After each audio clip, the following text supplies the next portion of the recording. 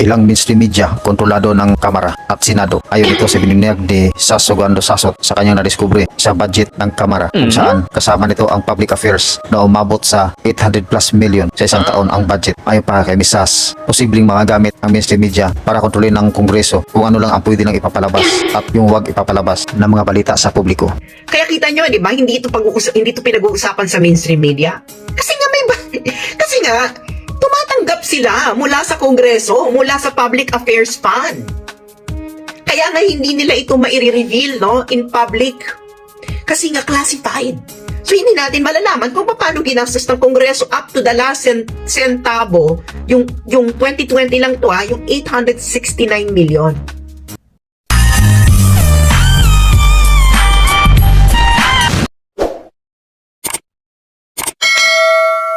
Tuloy-tuloy pa rin ang expose ni Ms. Sasugando Sasot tungkol sa budget ng Kamara.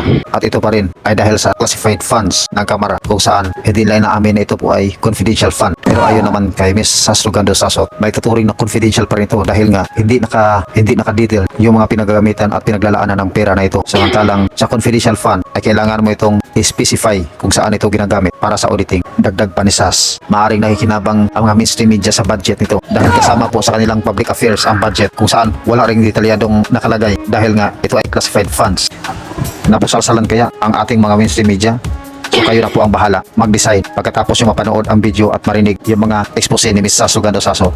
Pero bago pa po natin panoorin ang kanyang video, maaari po lamang mag-like at mag-subscribe sa ating munting channel para maging updated po kayo sa ating mga susunod na mga videong i-upload. Maraming salamat po. Kaiba ito at hindi po kasi ito natalakay noon kasi ang issue na ito ay nangyari pa noon at hindi pa uso ang social media. Hindi pa ganoon kalakas ang social media ng panahon na ginawa ito ng Kongreso at pinagpapatuloy pa rin nila ngayon. At of course dahil sa ating pagsasaliksik nakita natin ang karimari-marim na ginagawa nila. Okay, ito ang issue na classified fund ng Kongreso. Ibig sabihin ng classified, hindi ito po pwedeng busisiin ng publiko. Okay? Hindi nga rin ito pwedeng busisiin ng COA ang bawat budgetary allotment kung paano nila ito ginastos up to the last centimo. Kasi nga liquidation by certification. Okay? Yun lamang, classified. So ang pondo nila, of course yung pondo nila hindi nakalagay na confidential.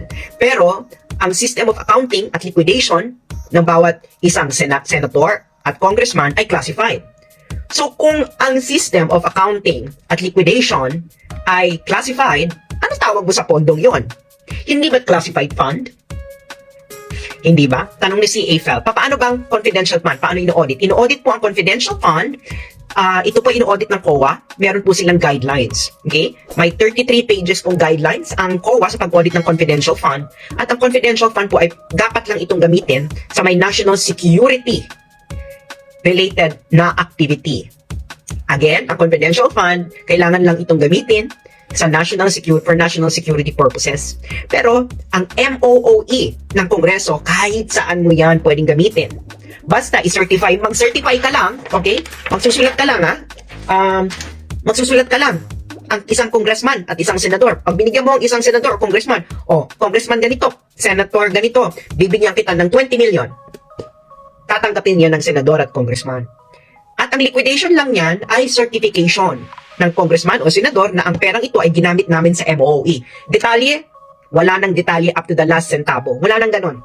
Okay. So ngayon, bakit hindi ito i-discuss ng mainstream media? The only thing na nag-i-exist sa COA website ng itemized expenses ng mga senador at kongresista. Okay. So pupunta ngayon tayo kung bakit hindi ito i-discuss ng mainstream media. Itong classified fund ng Kongreso. Again, classified po ito dahil according to Concurrent Resolution number 10 na pinasa ng 15 Congress ng Kongreso at Senado, classified ang accounting at liquidation ng bawat senador at kongresista. Sila po ang nagpasa ng ganitong rule para sa kanilang pondo. Hindi po natin alam kung ma-overturn ba ito ng Korte Suprema o ng Presidente. Dahil hindi ako lawyer, tanungin nyo na lang po ang mga lawyer kung pwede ba itong ma-overturn ng Supreme Court o hindi. Okay. Kung classified ang liquidation at accounting, classified ang pondo. So, MOOE yon. Okay? So, pupunta ngayon tayo sa isang nag-i-exist na itemized. Okay, expense. Pag itemized po, hindi po ibig sabihin nito ay audited. Okay? Ang itemized, ibig sabihin, ito, dito to. Ano, basic salary, dito ang travel, dito ang consultation, etc. Pero hindi po yan audited.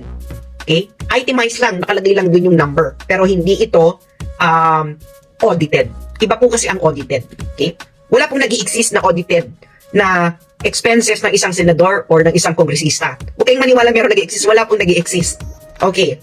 So kayo, pupunta ngayon tayo sa ating i-discuss ngayong gabi. Bakit hindi ito pag-uusapan ng mainstream media? Punta po muna tayo sa House of Representatives. Ito po yung itemized, no? Noong 2020. Ngayon, makikita mo sa mga is meron silang Public Affairs Fund. Okay? Public Affairs Fund. This is only for 1 year, At ang bawat isang congressman ay merong 2.8 million. Noong 2020 lang to, 2020, ayan.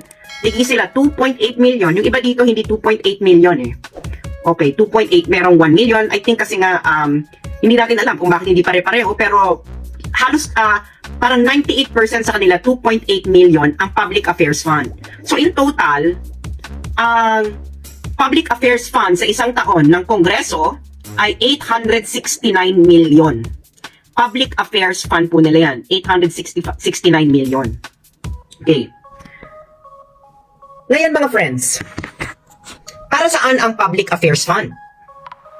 Ito ang binibigay nila sa mga PR. Binabayad nila sa media. Ngayon, hindi natin malalaman kung paano eksakto ginastos yung Public Affairs Fund. Sinong binayaran nila? Okay? Sinong PR agency binayaran nila? Sinong PR operator binayaran nila? Sinong binayaran nila? Kasi nga, classified ang accounting at liquidation kung paano ginastos ng bawat senador at congressman ang kanilang budget allocation. So, alam nyo na. Di ba? Ganun lang yan, guys. So, kongreso pa lang to, So, ang kongreso, meron silang 869 million na public affairs fund. Siyempre, yung public affairs fund mo, sino bang involved sa public affairs? Hindi ba media? 869 million per year ang budget ng kongreso. 2.8 million ang hatian bawat isang kongresista. So, ako, halimbawa, media ko, pwede akong tumanggap bawat isang media ng bawat isang channel, pwede silang tumanggap ng 50,000 per congressman per month. Kasi saan mo gagastusin yung public affairs fund mo kung libre lang ang media coverage? 869 million, 1 year lang ito, 869 million. So syempre, papakimkiman mo yung media, no? Diba? Can you imagine 869 million per year? Ilan lang naman ang media. Diba? Na nagko-cover sa Kongreso. Kaya hindi ito lalabas at pag-uusapan. Kasi hindi natin kakayanin ang budget ng Kongreso na at least 869 million na ibinibigay nila sa public affairs. This is for PR, no? 869 million. So hindi talaga to, wala. Paano nila ito kakantiin ng mainstream media kung ang budget ng at least House of Representatives, 869 million for public affairs. So, pwede na every month may bayad sila, no? Na ito lang i-cover ninyo or ito lang i-cover ninyong issue, ganito nyo siya i-cover. Kasi nga 869 million yung budget at hindi natin alam kung paano ginagastos ito ng Kongreso, sinong binabayaran nilang PR agency, sinong PR. Meron ba silang inabot ang media? Kasi nga, classified ang liquidation at accounting according to the rules of Congress. Kaya kita nyo, di ba, hindi ito pinag-uusapan sa mainstream media. Kasi nga, tumatanggap sila mula sa Kongreso, mula sa Public Affairs Fund. Kaya nga hindi nila ito mai-reveal, no, in public. Kasi nga classified. So hindi natin malalaman kung paano ginastos ng Kongreso up to the last centavo, yung 2020 lang to, yung 869 million for public affairs. Sino ngayon ang babangga sa Kongreso kung hindi kaya ng mainstream media? Hindi naman itong pwedeng gawin ni Sara Kasi nga vice president siya, merong separation of powers Diba? Hindi po pwedeng executive makikialam sa legislative. Hindi pwede yan. Hindi rin ito magagawa ni Bongbong. Besides the pinsan niya si Romualdez, kabarkada niya si Zubiri. meron separation of power. Hindi rin po pwede yung Supreme Court. Anong mangyayari? Sino? Dapat tayo. Pera natin to eh. So, concurrent resolution number 10. Okay? Ito ang nagtatatag. Ipinasa ito ng Senado at Kongreso noong 2011, 2012 na confidential. Okay, confidential ang liquidation at accounting ng perang ginagasta ng bawat senador at congressman. Up to the last centavo, hindi mo po pwede itong scrutinize. Walang transparency.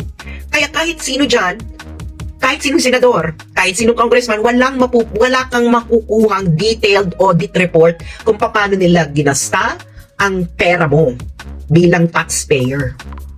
O ano to? Legalize corruption. Diba? Kasi paano mo malalaman kung yung pera, yung buwis ng taong bayan na hinahawakan ng isang senador at congressman ay binagastos ng tama, hindi ninanakaw, kung walang audit report. Ano yan? Liquidation by certification lang na hindi sila corrupt, na hindi nila ninakaw? Hindi ba? Yung mga nanonood sa akin na nasa corporate world, tama ba ito? Yung mga accountant na nanonood sa akin, tama ba ito? Na liquidation by certification at classified yung auditing at liquidation ng expenses ng bawat senador at congressman, hindi mo po pwedeng busisiin kung sino ang binigyan nila ng pera. Hindi ito rule ng COA. This is the rule of Congress itself. Hindi, yung mga nagmagagaling dyan na mga lawyer, na mga retired judges, yung mga Supreme Court judges, is this even constitutional? Na yung Kongreso, nagpasa sila ng rule na yung accounting at liquidation ng expenses ng bawat isang senador at congressman ay confidential. So legalize corruption to. Wala tayong way para malaman na ang pera ng taong bayan ay ginastos sa tama at hindi minaldas, for example, ng Kabataan Party List, ni Lisa Ontiveros, or kahit si Pulong Duterte, kahit si GMA, kahit si Romualdez. Wala. Kasi nga classified ang liquidation at accounting kung paano nila ginagastos up to the last centavo ang pera ng taong bayan. Classified. So this is legalized corruption. Legalized corruption kasi and mainstream media ay kasabwat dito. Kasi sila ang beneficiary ng Public Affairs Fund. At hindi natin malalaman kung saan ginasta. Like for example, noong 2020, ng Kongreso ang 869 million Public Affairs Fund nila dahil na classified. Ang liquidation ng ang paggasta ng isang senador at congressman sa pera nila. So, kaya hindi ito pag-uusapan ng mainstream media. Dahil yung mga yan, on the take. Sino bibigyan nila ng Public Affairs Fund na 869 million per year? Hindi ba? Ganito tayo sinakalha ng Kongreso. Sila ang gumawa ng rule na ang liquidation at accounting ng expenses ng bawat isang senador at Kongreso ay classified. Sila rin ang pwedeng makapag-repeal noon. Hindi ko alam kung pwede itong gawin ng Supreme Court or ng Presidente. I'm pretty sure hindi.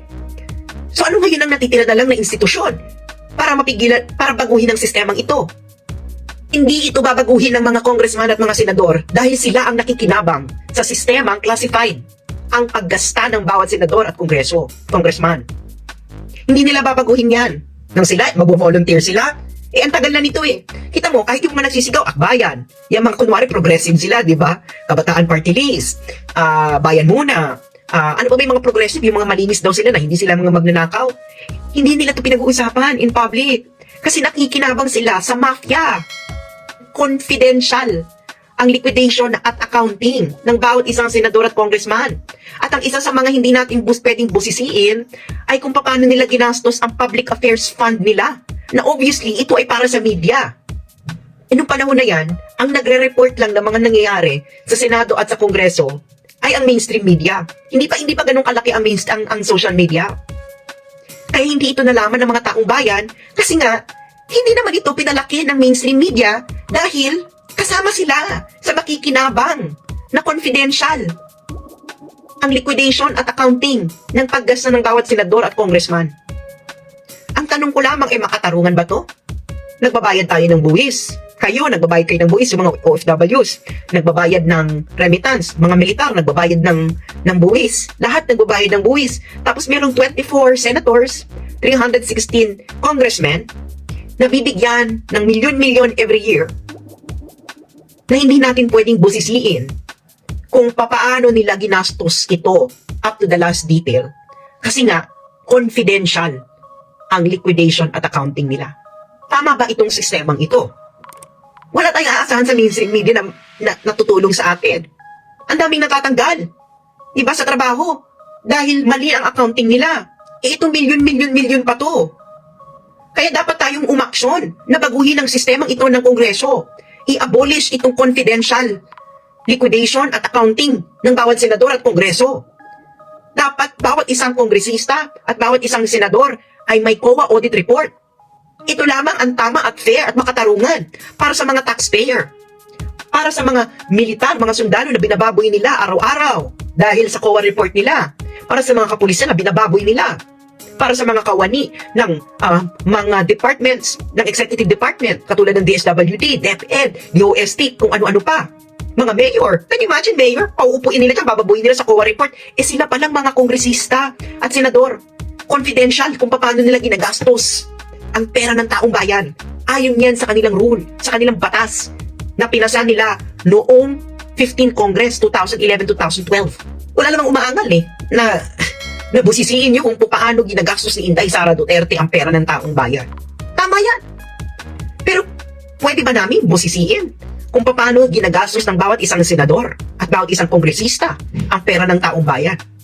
Milyon yan. Can you imagine yung public affairs fund pa lang ng Kongreso sa isang taon is 869 million.